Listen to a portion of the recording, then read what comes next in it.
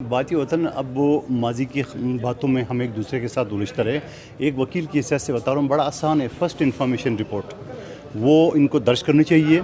ज़रूरी नहीं है कि उसने ए को फिट किया तो चालान भी ए होगा, जेड भी हो सकता है। उस हिसाब से उसको अपना स्टेटमेंट भी इस चीज़ को साबित करना पड़ेगा कि फ़लाँ भी है।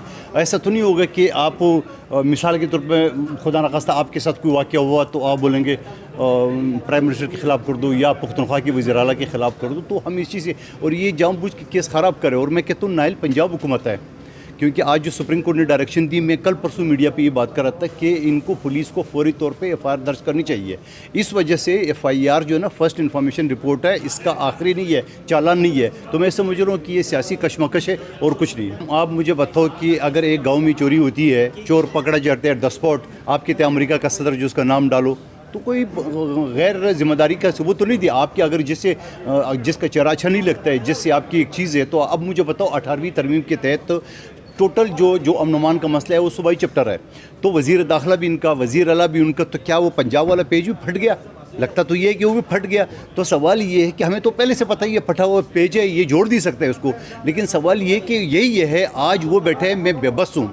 आप उस वक्त बेबस थे जब आप हुकूमत थी, तो मेरे घर पे आपने एफआईए की टीमें भेजी।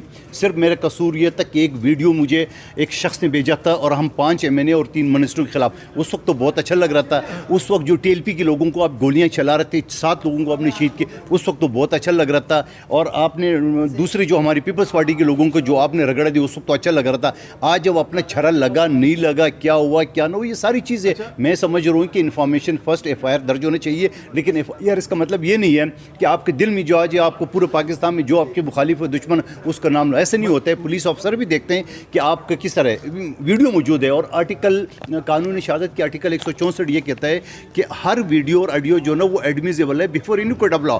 आपके पास वीडियो मौजूद है, आपका जो कातिल तो पकड़ गया है, फायरिंग हुई है, सब चीज़ मौजूद है।